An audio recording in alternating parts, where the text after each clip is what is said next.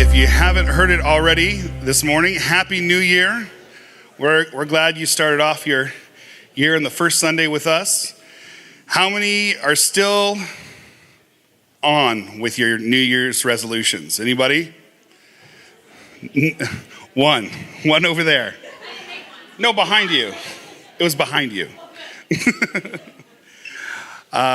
I did make some New Year's resolutions, some pretty achievable ones, like go to church on Sunday. I'm already here, so I made a couple of them easy so that I could feel like I was winning. There's a couple of them that are harder, and the hard part is after Christmas, you eat a bunch of stuff. Everyone bakes a bunch of good cookies, and if you're here on Christmas Eve, there's a ton of good cookies. And then you have to stop doing all that stuff because you can't have 9 cookies on a random Tuesday in January because that makes you weird, but in December, it's totally fine. So this morning, I want to talk to you about our new series called Legacy. And if you guys saw the Facebook advertisement, we want to talk about and focus on things that have lasting value. And so in the next few weeks, we want to challenge you to do what I think is kind of difficult for people to do, is to think about life after they're gone.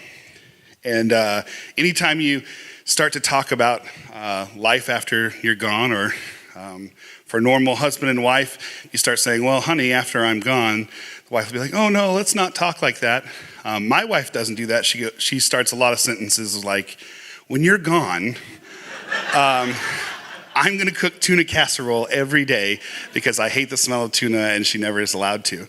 So she likes to talk about maybe too much, and that's something her and I are working through.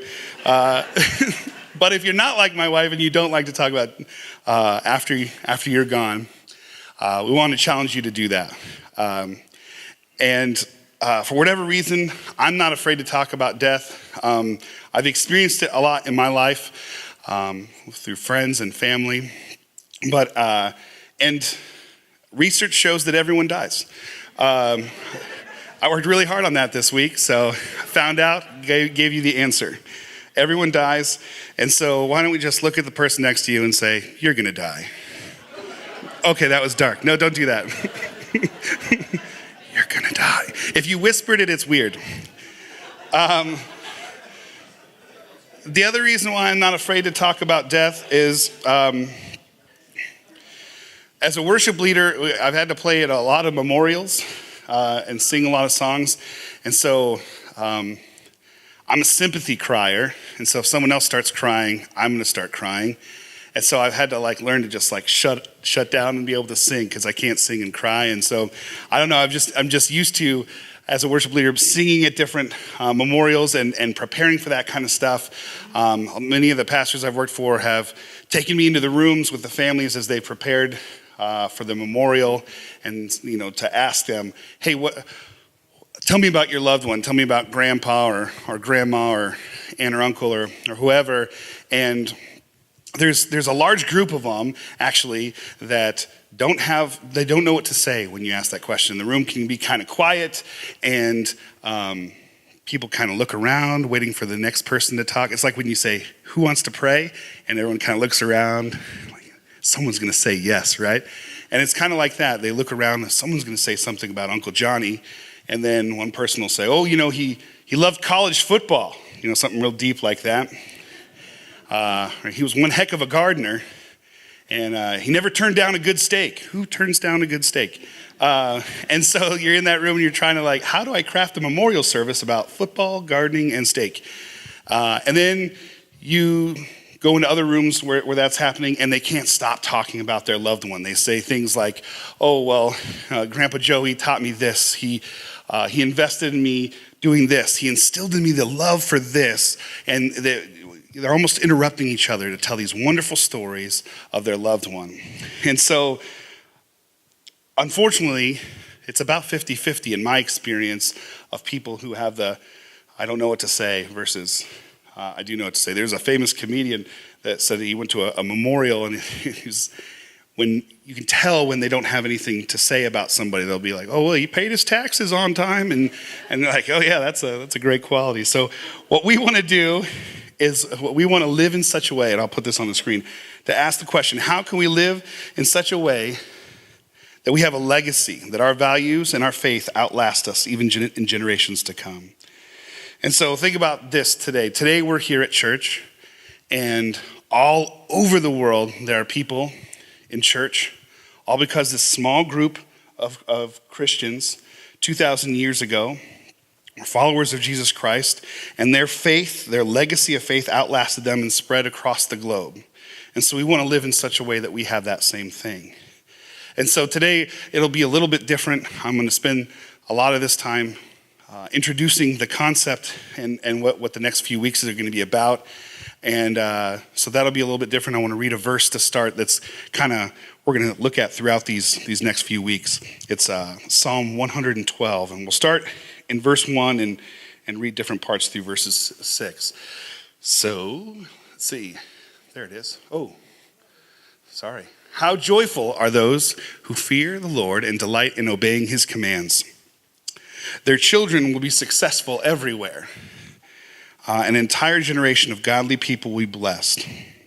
So their children will be successful everywhere. And if you're a parent, you want your children to be successful. But if our children are not followers of Christ, then we have failed. If we get all the money in the world and yet we didn't impart godly values on our kids, then we failed.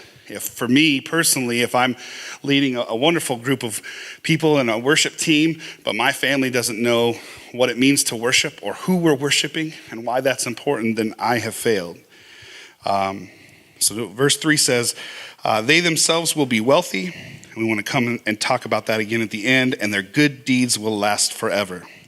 So their good deeds will outlast them. It'll make an eternal difference, and they will have a legacy for generations to come. Verse 4 says, they are generous, compassionate, and righteous. They are generous. So imagine that if we were to impart the values of generosity into the next generation, because we lead the way with irrational generosity, because we truly believe, we say this around Christmas time, it's more blessed to give than receive, but we live that out, not just in words, but in deed.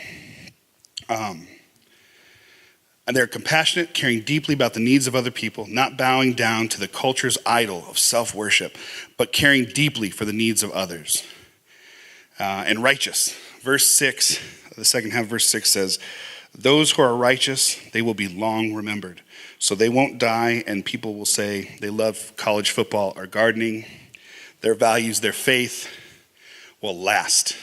And that's the legacy that we want to talk about today. If you're a parent, listen, as a parent, no matter if you're a parent or not, if you don't have kids, that's all right. Or if you're a grandparent, you're still a leader, right? As a follower of Christ, we're called to lead people to know the gospel, to know the love of Christ. And so we're commanded to go in the world and share the gospel, to reach out to people, to reveal God's love to them in any way. So we're all a leader of someone, right? Even if you are in high school or junior high today, there are people that are younger than you, right? So you can mentor, disciple someone younger than you and let them know, hey, this is how I did it, but you can do better. You can achieve more. You can do beyond what I was able to do at my age in that situation. And so let me give you some foundation. This will help us for the next few weeks. There's this problem, and Craig Rochelle calls it the problem of the third generation. And basically what they found is incredibly difficult to pass anything down from the first generation to the third generation. It's difficult to pass wealth. It's difficult to pass faith. It's difficult to pass values. And in particular, it's difficult to pass a business. And in fact, the Harvard Business Review wrote an article that says 10% of family businesses, only 10% survive the third generation. And it's difficult to do. And the joke in the business world is that they say the first generation starts the business, the second one runs the business, and the third one ruins it. And that's what they say. It's very difficult to do. And we want to see that as a challenge for us, see ourselves as first generation people of faith. And it's difficult to pass that along. And so here's why it's difficult just going in first generation, second and third. The first generation is marked by strong leadership. You've got entrepreneurial risk, and you see the rewards of your risk. It's marked by prosperity, either economic or intellectual progress or spiritual growth. And so that first generation takes risks and they see rewards. The second generation, they inherit something. They don't necessarily appreciate it because they didn't build it. And so they value it, but because they didn't earn it, they can't recreate it. And so their goal is to protect it. And the second generation is very good. They have very good motives, but they have this attitude of preservation. And so there's a loss of drive. They don't have that entrepreneurial risk that the first generation has. And then the third generation comes along, and all they've seen is someone trying to protect something, trying to hold on to it. And that's not really inspiring to them. And so they have no vision for something greater, no cause beyond themselves, and often they reject the values of those before them because they've all only seen this preservation. And so you can see this in stories in the Bible. For example, Joshua, who was a great leader, he led people into the promised land. He had that first generation risk and reward. And the second generation in the promised land, there's no great battles. They moved into preservation mode, and worship of God kind of became half-hearted. And then that third generation comes along, and all they've seen is this half-hearted worship, and they're like, why are we worshiping this guy? Let's do something different. And in fact, in Judges 21:25, it says this: in those days, Israel had no king. And what did the people do? They did whatever seemed right in their own eyes. So from the first generation, there's this passionate faithfulness, this following of God. To the third generation, they do whatever they think is right. And I'm sure, and as we look and examine our families, we can see a little bit of that through some generations. If you are a first generation family of faith, then that's something you're probably worried about. You don't want that to be passed along to your kids or your grandkids. So I want to talk about three big problems that we see as parents or as leaders. And it's based in this book called 12 Huge Mistakes Parents Can Avoid. And it's by Dr. Tim Elmore. I have the book if you want to borrow it. It's really cool to read. But I stole 3 of his ideas, and I want to share them as my own today. There's obviously more. He wrote 12. He's an overachiever. But I'm a third generation, so I only went with 3. There's more problems than the 3, but we just want to talk about these 3 first. And the first one, if you're taking notes, is we risk too little. We risk too little. And so we give you some examples of this. If you remember this and you're old enough, because I'm like at the bottom of my generation and there's millennials below me. So I'm sure plenty of you have experienced this. And my parents who are here and very old have definitely experienced this. Sorry. But if you're under 20, you might go, there's no way that happened. So if you experience this, go ahead and raise your hand. Who walked to school? All right. Who walked to school like several miles? All right. Way less. Who dove off a high dive? Oh, yeah. More than I thought, really. Who belly flopped off a high dive? I totally did. I tried to do a backflip, and it made the loudest sound. I still have a scar in here. Whose parents rarely knew where they were after school? That's a weird one because those people then become like the helicopter parents who are like, I need you to check in the second school's over. And they don't want their kids because they know what's out there. Who played outside in their neighborhood with the only rule of come back at dark? Oh yeah, that was a good one. The other rule we had in our house was you couldn't go further west than Camino Seco and further north than Broadway. And so we could ride our bikes all around the neighborhood, but we couldn't ride our bikes further than that. And that was the letter of the law, was couldn't ride our bikes further than that. So my cousin and I, we got bus passes, and you put your bike on the front, And then we went downtown because we heard there was cool places to bike around downtown. And so we did that because we didn't drive ourselves there and we didn't ride our bikes there. And we were 10. And I like to think about my daughter doing that gives me so much anxiety. Like I'm just like, no, she'll die. And that's not even counting lack of safety in cars. My first car seat was my mom, and she'd hold me like this, and I didn't die. Maybe rattled around up here a little bit. Or when you were older, it was mom or dad doing this. And sometimes we'd lay along the floors on road trips or up in the window, or there'd be like 8 of us in a 4-passenger car, and that was all good. And I'm not saying we should go back to that, because that is scary. Especially with people texting and driving, but nobody wore seatbelts. And so now we've gotten to a place where we want to keep that kind of risk from happening. And so we remove playground equipment so no one gets hurt. We forbid the teacher from using the red pen because it's going to hurt my feelings. And we're going to make sure that no one loses anything, ever. And it used to be when I played Little League, you had to win to get a trophy. And now you can suck and just show up and you get a trophy. It's very exciting. And so we've protected this generation from normal things, the blessing of failing. And so college professors are now saying that 18-year-olds are afraid to fill out a job application because they might mess up, or they're afraid that they might not, they don't want to go to an interview for a job because they're afraid they might not get it. Or this is one thing I've heard a lot is these kids turning 16 don't want to drive. They're happy with being driven around by their parents. And that was the weirdest thing, because when I was that age, I have great parents, but I wanted to get away from them. And I wanted to drive there because the bus was getting expensive. And so I wanted to do that. So we're risking too little with those who are to come. And I realize that, like I said, I'm at the bottom of this generation. So I've only begun to mess up my child in the ways that, these type of ways. The second thing is we rescue too quickly. We rescue too quickly and they get in trouble. They didn't do their science project, so mom helps them at 11 o'clock at night. Or they forgot their lunch money and dad comes to give them lunch money at school, or a jacket when it's 50 degrees out and they're wearing shorts for some reason.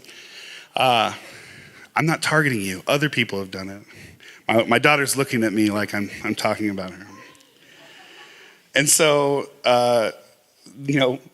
we've all done that where we've saved our kids from the mistake. And really, honestly, if they had gone without lunch that day, or if they were cold that day, they wouldn't die. But they would learn the value of remembering to bring that stuff because it's important. Or they get in trouble at school and they go into the teacher and they say, "Oh, my sweet little child would never do that." Whereas my parents would be like, "Of course Daniel did that." Spank him without mercy. And people would. In particular, my aunt and uncle loved spanking me. It was very weird. They're like, "Daniel did this, so we spanked him." And my parents just like, "Cool." And there was never any concern whether or not they were lying. They never were. I was a bad kid. But they really took that rule to heart. So there was people all over town who had permission to whoop me whenever they felt I needed it. And I'm not saying this is a way to solve problems, but we weren't rescued. I was never rescued because I got a bad grade. My mom wouldn't go in and say, "Well, we feel that Daniel did enough work to get a C." She's like, "No, it sounds like my kid. He got a D. Make him stay after school." And one article I read says that 85% of people under the age of 32 will move back home at least one time after college. 85% sounds like a lot. And what's crazy is, as some of you are looking around when I say that and go, "Oh, that makes sense." And then others of you are like, "No, I saw you, Mandy. You said, no, none of my kids are moving home." And I remember when I got out of college and all these kids were moving home, and I moved home for a little bit. If you got into your mid to late 20s and you were still living at home, we made fun of you because that's weird. Why would you still live there? And so we think of the prodigal son. The prodigal son, and what did that father not do? He didn't rescue him. His father loved him enough. The kid took the money, he ran, he was living with pigs, and he's in bad shape.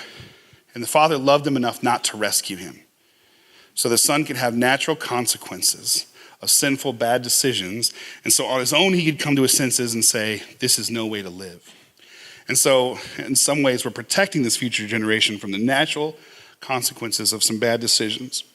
We're handicapping them in a way when they could be doing so much more. And we're trying to protect them from that which actually helps them. I know that in my own experience, the big time ways that I have failed have shaped me and made me a better person. And a lot of times I did go home and ask my parents to save me, and sometimes they did. And other times they're like, no, you're on your own, dude. And those are the times where I learned the most. But I knew that they always loved me and cared for me. And I'm not just saying that because they're right over there. That was in my notes already. So we risk too little, we rescue too quickly, and the number 3 one, this one is awkward. We reward too often, and we reward too frequently. So we give them something that they should actually earn. We give it to them because we have good motives, and we want to help them, and we want them to be happy.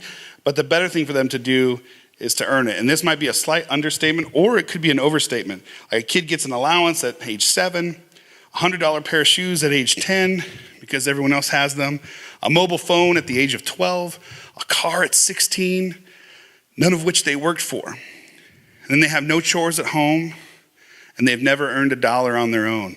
And it's unfair to them because we're training them that everything comes easily. And so it's no wonder when they're 24 and they wake up and they feel very dissatisfied because they don't have all those things. And they think it's very unfair that they have to pay all these people on a monthly basis for things like insurance and rent and stuff like that. They want the same lifestyle that their parents worked 30 years to achieve. And so a lot of them go into debt to try and do that. And handicaps them for the future, because we haven't helped them in the proper ways. And so one of our biggest issues, and I'm including me in all this, I want you to know, because I've given my daughter plenty of things that she has not earned. Hi. And we have bowed down and worshiped at the altar of happiness. It's all about happiness. We want our kids to be happy. We want our little baby to be happy. We want them to have more than we had, and we're going to do everything we can to make them happy.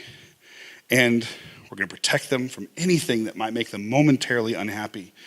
In fact, we're going to model that for you. If something we think makes us happy, we're going to buy it and then pay 18% interest over several years and get ourselves in a financial bind because we think it makes us happy. Or, and I've seen this a lot in my peers, is before God, we're going to promise to be faithful to this person for better or for worse, as long as we both shall live, as long as they make me happy. Because if they're not making me happy, then I'm not going to keep my promise because God wants me to be happy. And it doesn't say that anywhere. It doesn't say be happy as I am happy. That'd be a cool verse, but it doesn't say that. Instead, it says be holy as I am holy. And still, when we worship at the idol of happiness, God wants us to be holy before happy. So here's the problem. When we pursue happiness, it's always elusive. I remember when I was 15, I thought, if I could just learn how to play guitar, then I'll be happy. And then I learned how to play guitar, and I still wasn't happy. And I'm like, oh, well, if I do this, if I get this in this group at school, then I'll be happy. And then that didn't make me happy. And there's always this step that I thought, if I could just do this, then I'll be happy.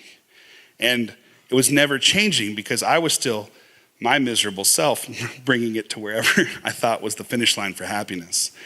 And so if I only had someone different, then I'd be happy. And a lot of us think things, power, popularity, Facebook friends, Instagram likes, Twitter followers, more friends at school, a different car. I think about that sometimes. Happiness is not a goal, but pleasing God is a goal. So happiness, joy, contentment is a byproduct of a life lived well for the glory of God. When we're serving God, there's a deep sense of fulfillment. There's an abiding joy. We talked about that at Christmas time. And one of the verses we read at the beginning is that they will be generous, compassionate, and righteous. And so when we impart the values of spirit-led generosity to the next generation, there's joy in that. There's peace in that. There's contentment in that. A lot of you in this room have a passion for giving back to people, to ministries, to young people, and there's joy in that, right? There's a sense of hope in that as well. So the byproduct is this deep sense of gratitude and satisfaction when we're praying, God, use me to help someone else, and instead of God, make me happy. It's a different result. And compassionate. When we're caring for other people, society says to care about me, and I fall victim to that. I know sometimes we all do.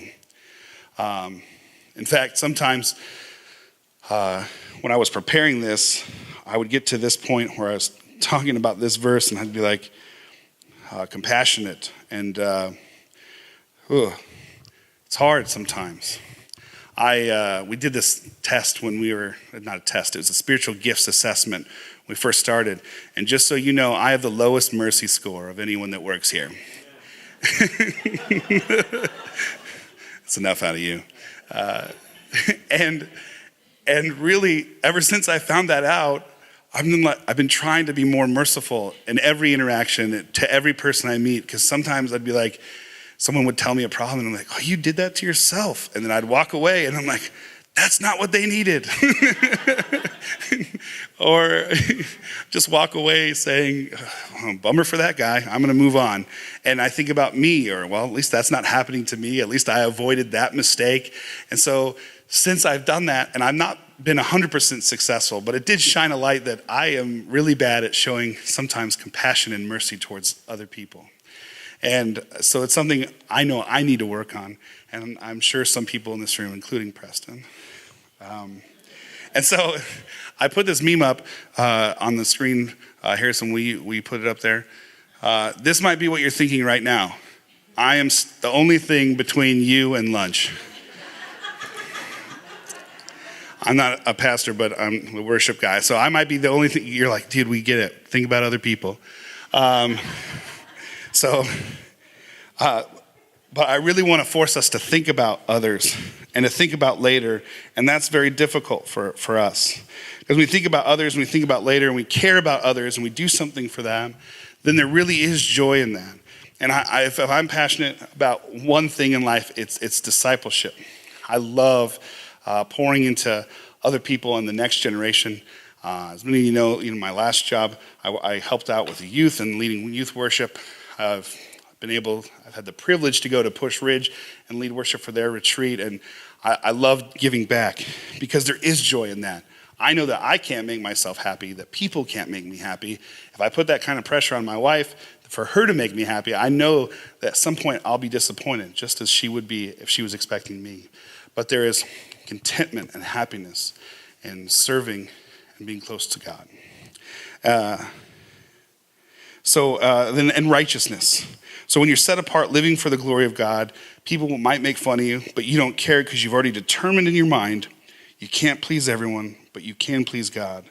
And when you're pleasing God and using the gifts He's given you to make an eternal difference, again, that byproduct is joy, peace, and contentment. It's not the goal, but it's the byproduct of the goal of pursuing God. And so that being said, the main focus of what I want to say today is this: that we must focus less on today's happiness and more on tomorrow's readiness. Less concerned in our children and people that we lead in today's happiness, and prepare them with the gifts and the tools and the values to live a life for the glory of God. And so how do we do that? Boy, if I had the answers, right? I have some of them. I've had help coming up with these and with this series. But I'm not going to tell you exactly all of that today as much as I'm setting the table for some weeks to come. So I want you to hear this again, as we talked about at the beginning, as a parent, but as a grandparent, as a leader, as a student, that you can pour back into other people. In fact, I think, like I said, I'm passionate about imparting spiritual life to the next generation. But I would say if you're not serving in Lifepoint kids or Lifepoint students right now, the only question I would ask you is is why not?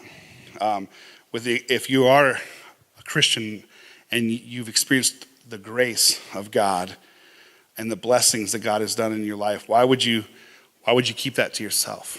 Why wouldn't you give that back to the next generation? Or in small groups, lead a small group, or come to our women's ministry on Thursday mornings or Wednesday nights and impart that to another mother. Or if you're a 15-year-old, why not take a younger student under your wing and say, hey, when I was your age, I did this. This is how you can save yourself from some trouble. You can do better than I did. There's always ways that we can reach out and serve the next generation. It'd be my dream that we'd have a waiting list to serve, right? That'd be the coolest thing. And I know that a lot of us are serving other places too. We have a lot of people serving in our schools, serving in different ministries like crew on campus and stuff like that. So though we're focused on Lifepoint in this particular talk, there are other places to serve God and glorify Him. So one of the things that we're going to talk about next week is that verse I said I would come back to. They will be wealthy and their good deeds will be known forever. And in the world today, there's a disdain for people who have any sort of money. And it's crazy. And people will say wealth is bad and wealthy people are all evil. And that's just stupid because if it's wrong for Christians to have wealth, then they wouldn't have it. And if they do not have wealth, then the other side is funded and the work of God is not. So there's nothing wrong with wealth. There's something wrong with the love of money, right? And as followers of Jesus, we're not going to love money, I hope. Because people today love money and use people. And we want to love people as the church and use money to make a difference in our community, in our city, in our world. It's a tool, not something that we want to worship. And the reality is, for my generation, for sure, is many of us need to learn how to do that better. And we need to get out of debt and teach the next generation because some of them have no idea. I remember growing up and thinking I was very prepared to reduce fractions and do some long division, but I had no idea how interest worked on a credit card. And so, and then luckily I didn't get into one. My dad had nightmare stories that he told me about friends who got into debt, so I was scared to get one. But when I bought our first house, I didn't know how that interest worked. I just thought it was like a flat, you pay this sticker price over 30 years. And it sounds really dumb, but that's what it is. So next week we have some material and some resources from our friend Dave Ramsey. Some of you know and love Dave Ramsey, and maybe many of you have gone through his program before, but I'm a 38-year-old who rents his house and has credit cards, so I'm not the one to teach you about debt, so we're going to get some help from somebody who really knows how it's done. Then in week 3, we're going to talk about creating a hunger for first-generation faith. And so we went over the 3 generations today, and we want to see ourselves as first-generation faith. We want to have that passion to be willing to work for something. And we want our kids and people that we lead to see that as well, so that they don't see the just holding on to something, the not passionate worship. They see people who've experienced things. Remember when God answered that prayer when we were going through this. Remember we were going through such hard time and we thought we'd never see the light, and God brought us through that together as a family. We want to share some stories about that so that our kids and our young people in our congregation can see how that's working. So we want to expose some ministries here locally that we support and needs across our city that people can choose to invest in as well. And it's going to be those first generation faith stories that help build our kids up to make a difference. And then the 4th week of the month, we want to build an internal drive within all of us, an internal drive for eternal passion.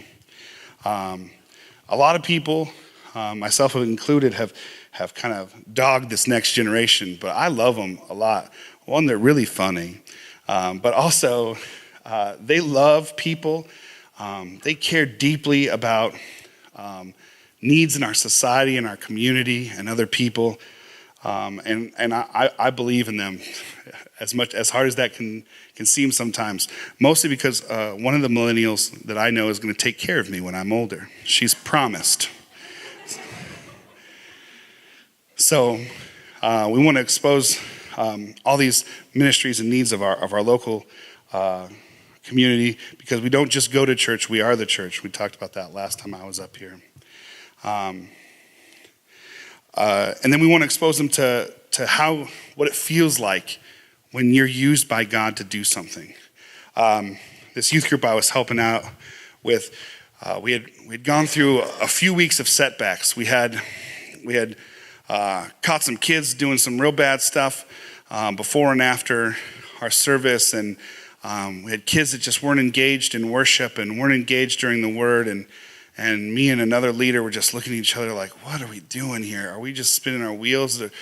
Is everything we're doing wrong? And this sweet young man came up and said to us, it was just like the right time. He said, I love coming here because this is the only place where I have friends, and I know I have friends. And no one makes fun of me, and you guys all listen to things that I say. And so I feel loved here, and I want to come here every day. And I nearly teared up because it was the encouragement we needed at the time. And so to know that we were working hard, and there were some people who maybe weren't hearing that, but there's this young man who really felt like he was experiencing the love of God through what we were doing there, helped give us energy. It helped spur us on to do more. And so in 1 Chronicles 28 it says, and this is Solomon, my son, learn to know the God of your ancestors intimately. Worship and serve him with your whole heart and a willing mind. For the Lord sees every heart and knows every plan and thought. If you seek him, you will find him. We want to be strong and do the work. If it's a parent to a child, it's a first generation saying to the next generation, you can do what I wanted to do, but I couldn't, and you can do even more. Be strong. You have what it takes, and I'm going to help you get there. I'm going to commission you. Seek God and know him. Do what he called you to do. Be strong. Do even more for his glory. And then leave a legacy. That's what we want to do. Leave a legacy. So that's the next few weeks. So thanks. Let's pray this morning.